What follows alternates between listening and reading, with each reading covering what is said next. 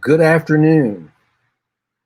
My name is Martin Coward, and welcome to Noonday Meditation and Contemplative Prayer Power Hour, where we gather every day, Monday through Saturday at noon, to love and support each other through this pandemic. So if you're joining me today, thank you so much. And if you would, please write or type in to the chat a message saying hello so that I will know that you're here. I'm always delighted to see your names and see who's present for us. So thank you for that. The Joy of Death is the title of my talk today, or this meditation, too uncomfortable for you? I have to say it was a little uncomfortable for me writing it. But as I was writing it and thinking about what's on the other side of that conversation, I began to wonder, hey, Mindy, good to see you here. I'm so glad you're here. I'm talking about the joy of death today. And I was saying, I wonder if the title is just making people feel a little too uncomfortable. I know I was saying for me, it was almost too uncomfortable to write it.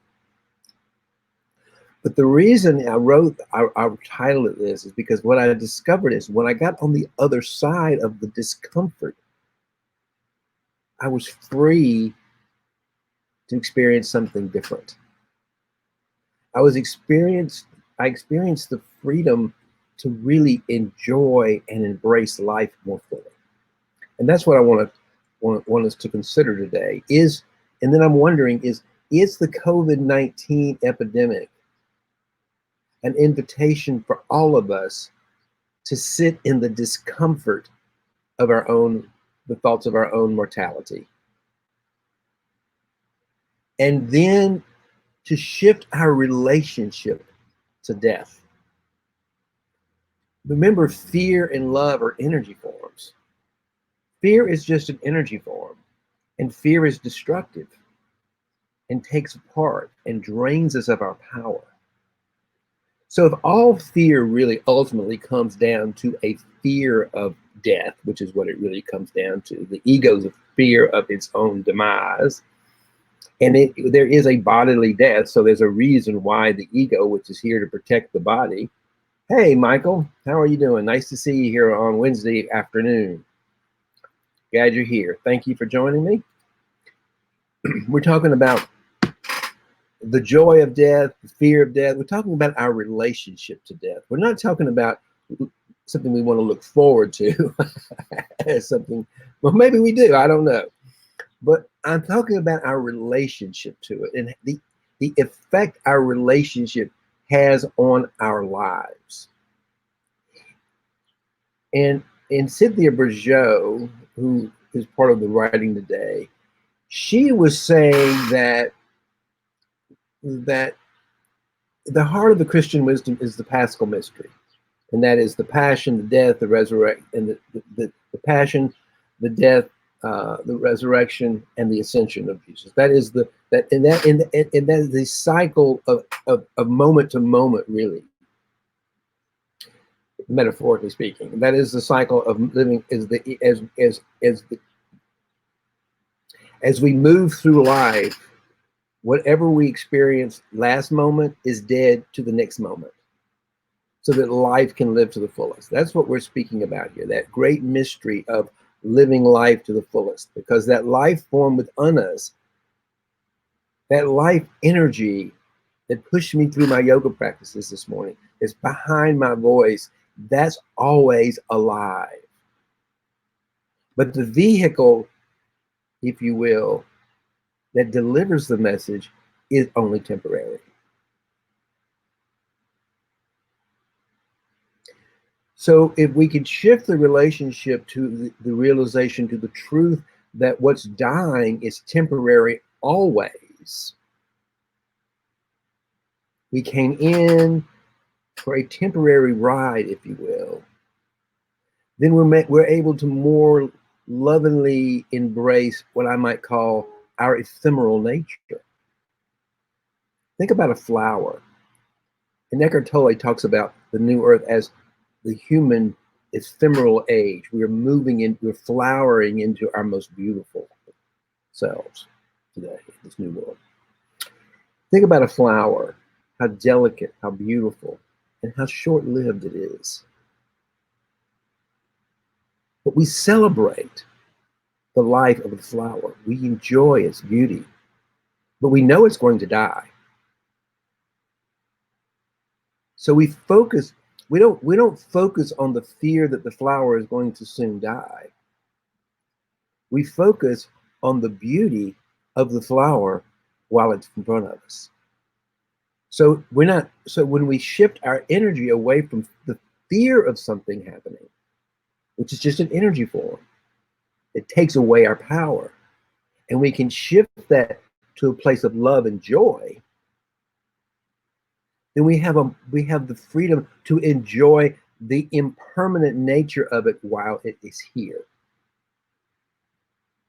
That is the core of the Christian tradition, and I think it's also the core teaching of the impermanence we talk about in Buddhism. That is the core understanding of the cycle of human life. And so I think I think, yes, life is not a journey, it's a dance. That's my wisdom from this morning. I like that. It's a dance, yes.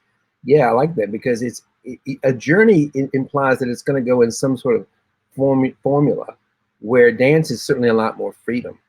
I like that. I like the fact that life is a dance. So we're able to enjoy the dance of life, Courtney, is what I would say from that. Thank you for that input. I would say that, yes, when we begin to embrace and shift our relationship from the fear of death, it frees us to enjoy and dance in life. We're free to just dance and love the temporary nature of our lives. They are temporary. It's ephemeral, and it's beautiful, and it's lovely. So I just want us to think about that. And one of the things we can do is to shift, and what I believe is the best way to transform fear is to go inside ourselves and let it go through contemplative prayer. So what we're talking, so I just come back to the thought that, because this is a little touchy subject, when you start saying, am I morbid? Am I thinking about let's dance in death? I'm not saying that we should embrace death in itself, like I'm ready to go, I want to commit suicide. What I'm suggesting is that the natural cycle of life includes the death of this body. And when we fully embrace and accept that, and actually begin to learn to love everything as it is, as it arises, including COVID-19, including our own mortality, and fall back into love, then we're free to enjoy the moment as it currently is, because that's all there is. Because fear takes us out of the moment, and love puts us in.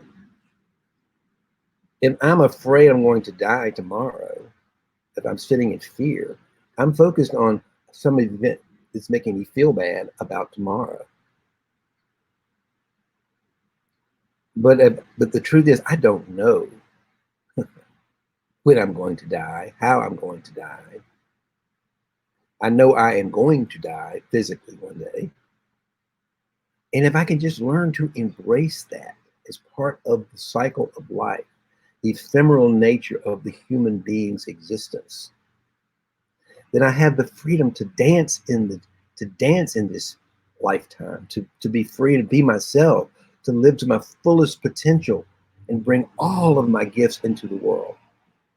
And I'm just wondering, I don't know anything, but for me, it occurred to me in this reading this morning, which I'm going to read for you in a minute, that COVID-19 is this time out is an opportunity because it is a deadly virus. People are dying. I mean, that is literally happening. But what I'm beginning to notice within myself, that my relationship to death itself is shifting. I'm less afraid of it. Yes, I feel the grief. I've lost friends and people that I love and care about. And that's painful. There's no doubt of the pain of the loss of someone that dies that we love. But let's not confuse our human loss of something that we love and care about with our own mortality. Because that might be something we want to embrace and accept fully and love fully. It's just part of the journey. So let's see what Cynthia Bourgeault has to say this morning. She was who they were writing about. So let me see. Dying before we die, and that's at the core. Hey, Darso, how are you doing? Nice to see you here. Dying before we die is the core of most spiritual traditions in some form or fashion. And that's the name of this talk that we got from Richard Rohr this morning. And he says this: CAC faculty member Cynthia Bourgeault addresses a fear that motivates all of us on some level, the fear of death. It is a matter of true wisdom to know how to face death wisely and courageously, which is why every religion and culture since the beginning of time has tried to make sense of it in some way. From her home off the coast of Maine, Cynthia shares these words which come from the heart of the Christian tradition. Cynthia Bourgeault, while she's a faculty member of the Center for Action and Contemplation, she is on the faculty of the Center for Action and Contemplation. She's also an Episcopalian priest, and I would consider her a teacher of mine. And she's currently certainly a mystic. If you want to look at a modern mystic, she is one to follow and learn from, teaching the wisdom traditions of the Christian church, of the Christian tradition. What is the wisdom that matters most now? She asks. What is the wisdom that matters now, right now, in this COVID-19 pandemic? For me, it's the Paschal Mystery, the passion, death, resurrection, and ascension of Jesus the Christ. Simply, the one who would save his life or her life will lose it, and the one who's willing to lose it will save it. In all great religious traditions, this is the eye of the needle. Everything that's good, everything that's abiding, everything that's worthy, everything that's generative about a human being arises on the other side of our fear of death.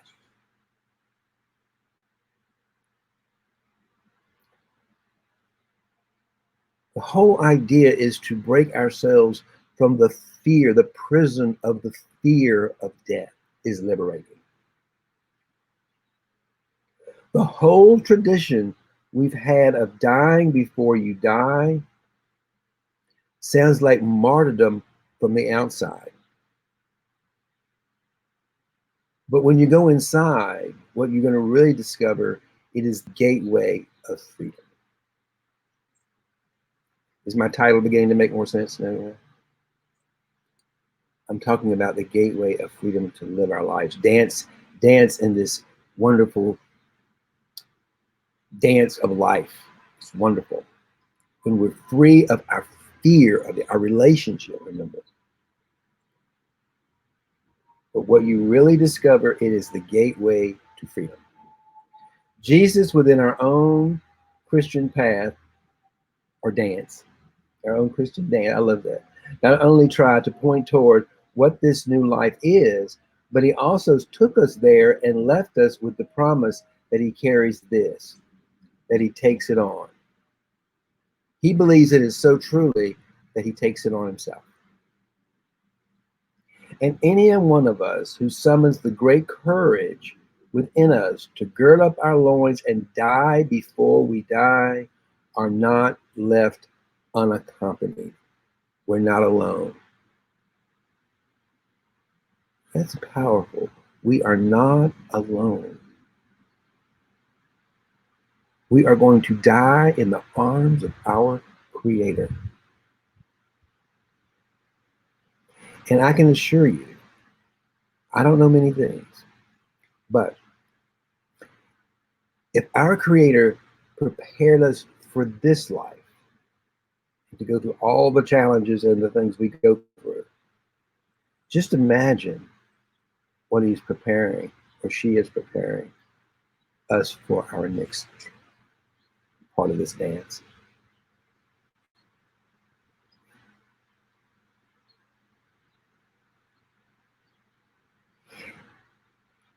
It's on the other edge of that we're really set free to courage, to compassion, and to generosity. This is where the Paschal Mystery begins to come in. I'll read that again. This is power. This is deep, powerful, and profound, and I believe it is truly at the essence of what COVID-19 is asking us all to do. To sit in the discomfort, or paradox, between life and death, and to shift our relationship from fear to love. And it's uncomfortable. So I need to fall on the wisdom of these modern mystics like Cynthia for some guidance. So I'm going to slow this down a little bit, and I'm going to read something else, because I think she's a very wise teacher of Christian wisdom. It's on the other edge of that. Let me back up a little bit more. And any one of us who summons the great courage within us to gird up our loins and die before we die are not left unaccompanied. It's on the other edge of that we're really set free to courage, to compassion, and to generosity. And this is where the Paschal Mystery begins to come in. The values that are called the fruits of the Spirit by St. Paul, gentleness and peace and forbearance, compassion, love, joy. These are all chemical products that grow on the other side of the human being, not afraid to die. Think about that. Read that again. Gentleness and peace and forbearance, compassion, love, joy. These are all chemical products that grow on the other side of the human being, not afraid to die. We can find and collectively draw on those wonderful gifts, but it requires the personal willingness, as the old monks in the desert said, to sit in your cell and ponder the hour of your death until you've really worked through your system what this promise means. Whether we live or die, we are the Lord's. We are the creators of the universe. We are the creators. We are the children of God. We are loved by that Creator. Okay, that unconditional love creating force. With that, having moved from something nice you recite on Sundays to something you know in the marrow of your bones, then you walk into the planet as a vessel of love, and nothing can touch you. As Courtney says, we can dance in that. We can dance in the joy of life and death.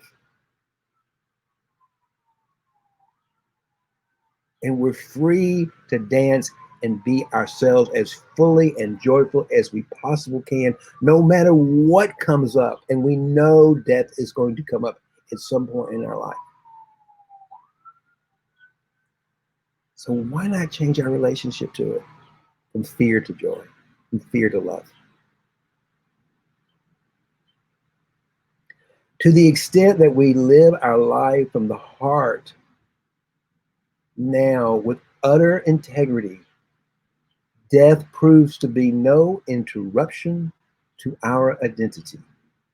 Death is not going to end the dance. We're just going to be, maybe we're just going to have more space to dance in. Absolutely. And we must let go and have faith, and exactly what we're talking about, Courtney. I love that you brought the concept of dance into this. One of my favorite books is written by a guy named Adi Shanti. It's called Dancing in Emptiness. And I love the metaphor of dancing, of life being a great big dance, and because life is not linear, it's chaotic actually, and it's got a beat and a rhythm. So when we can get on that, when we're free of fear, we can get into that beat, we can get into that flow, we can get into that rhythm and dance freely with it. We let go of all that stuff. What do I look like? How do I seem? How do I sound? Do I dance pretty or not ugly? Or am I just having a good time? Or is she just having a great time, living life to the fullest? To the extent that we live our life from the heart now with utter integrity, death proves to be no interruption to identity. Who we are is held in the love of God from before time. And as we learn, as we lean into that now in life and taste it, we'll be prepared to really see death as the fullness of being and not as the lessening of it.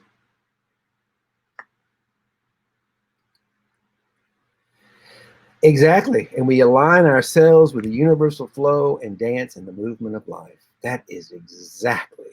And that's exactly it. And then how do we get there? So sometimes it takes practice. Because there are days when getting that lined up is just not as easy as I would like it to be. So I created a practice. And I recommend it to everybody else to have some type of daily power hour, some kind of daily practice to align our hearts and our minds and our bodies with that higher, so that we're free to dance in life. Bring all our gifts and enjoyment to the world. So let's meditate.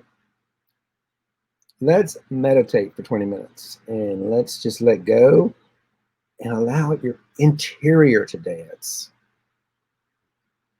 Allow your spirit to dance. You know, I do yoga in the morning as a way to exercise, and I turn on disco music.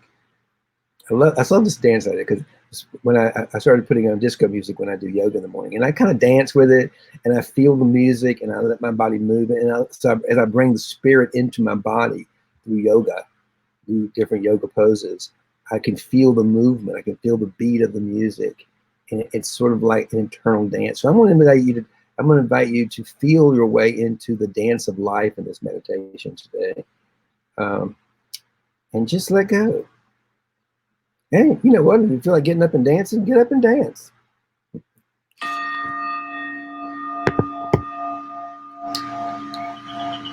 So raise your arms in the air, wriggle your fingers, feel life in your fingers, let your fingers dance, let your toes dance.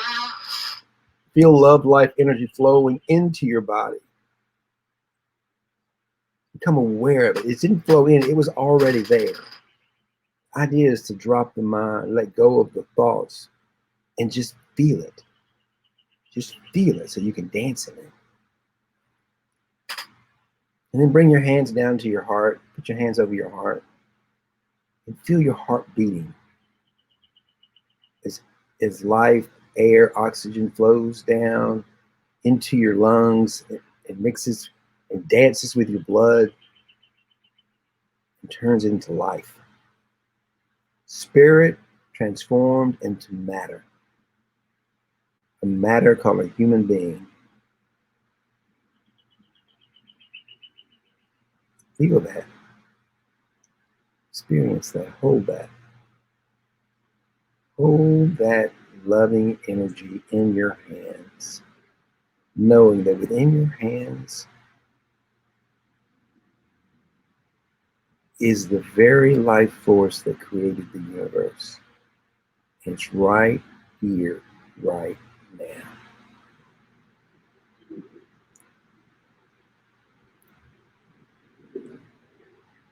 And right now, you can put your hands on it because you're physically here. So dance in that. Dance in that miracle. You can actually hold in your hands the life force of the universe. And you're it. And let go of every other thought, belief, and opinion you have, because there's nothing else that's truer. There is nothing truer than who and what we are. Unconditional love. And free to dance in that emptiness, in that spaciousness. The kingdom of heaven is one of the best dance halls ever. So dance in it. Let go of any fear you have. And just know you're loved, because you are loved. And all we have to do is let go of any other thoughts and ideas and just show up with love and gratitude for life itself. And be still. Notice any thoughts that may be coming into your head. And as they come in, just say, thought, let go. Let go. And what I like to do is remind myself of this mantra: I am not me. I am emptiness dancing. I am infinite love, resources, creativity. Not me, but I'm a part of it. I get to be here if I just let go. I am not me. And that's a beautiful thing. I am not me. I am not me. Much bigger than that. Much more exciting. I'm big enough for the whole world to dance. The invitation is to jump in and start dancing and let go. Any beliefs, any opinions, any judgments, any thoughts. Hold on to nothing. Everything you believe is true or false, good or bad, right or wrong, let it all go. Just dance in the emptiness of life.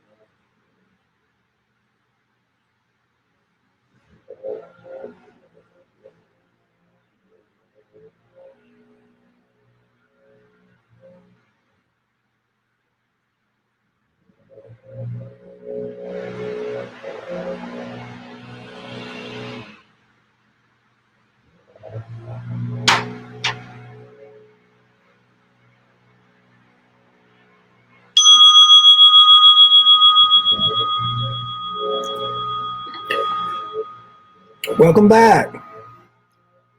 Welcome back from the dance. Yes, it's a feeling, not a destination. Yeah, it's the realization that there is no destination. It's only moment to moment. But I think sometimes our minds have to visualize a path or a journey and have a sense of direction.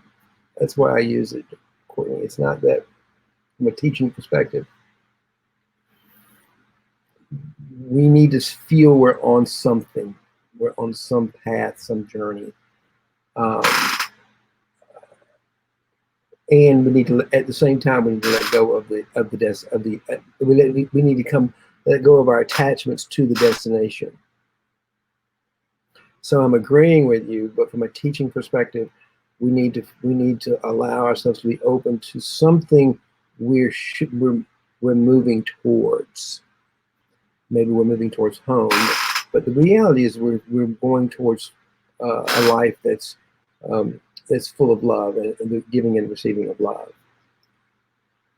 But the mind, to align itself, needs to have a sense of direction. It works in a binary way. And so to give it some framework, we create something called a path, or the yellow brick road, or the past, because that's something that the mind can begin to comprehend. But then again, to your point, we need to let go of the attachment to the destination and realize the destination is only a construction to enable us to move forward or move, to dance. So that's why I use it. It's a way to create a sense of alignment. You know, the word alignment. You know, what does that mean to align the body, the spirit, the thing? You know, to align those energies within us in a way that we can dance freely. So it's a both and. It's a both and. And you're right. We feel our way into it. We feel the essence of the world within us. My first 10 minutes of the day are always about waking up, having my favorite beverage, and sitting outside and just feeling my way into the day, feeling the sounds of the birds, feeling the sun rising, feeling the sounds of life coming to life, the essence of it. And there's something that shifts in that for me. And then I do yoga and stuff like that. But I think we to create that alignment, we need some way to see it in our mind, to picture it in our mind. That's why I do that. That's why I talk about that. But they're both right. It's not like it's right. It's not right or wrong. It's whatever makes whatever resonates with you and helps you find your truth and who you are and what you're here to do and your purpose in the world. So, thank you for joining me today. Thank you, Courtney, for your help. I love that you're adding some comments and your thoughts on this. This is really sweet to have some collaboration here, I guess, in this journey, in this dance. I have a dance partner, so thank you for that. And I would encourage you to do. And I'm putting together a course online that it's about getting your power and about letting go fear. And one of the things that I really from a teaching perspective, think that's very powerful in making these transformational shifts is to set aside of what I call the power hour. And that's to power yourself up, to really step in that power. And after you meditate, what I would recommend, if you have 2 minutes, one, if you don't have a journal, get a journal. Get a journal and start journaling your life, journaling your thoughts, your feelings, your emotions, without a destination. Maybe one day you have a plan, you write some plans. But every day, whatever comes up, whatever arises, allow yourself to journal that. And so you might want to spend we've been live for 48 minutes. You might want to spend the next 11 minutes just journaling.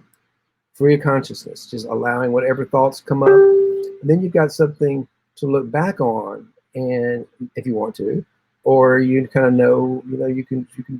I go back and look at things that I thought, oh wow, that was a great idea that day. Let me talk about that today. It just creates something more concrete in your moments. It makes it more ephemeral and makes it a little more concrete. So that's what I might recommend. It's a way of getting the beliefs, the feelings, and the thoughts that you might be having right now out into a piece of paper. It just makes solidify them a little bit more for you, and give you a little something to ground yourself into. So that's something you might want to consider. Other than that, thank you so much for joining me again today, and have a wonderful rest of your afternoon. And may love and prosperity prevail in your life and in the lives of everyone on the planet. May love and prosperity prevail across the land, in all lands, all people, the universe. Much love.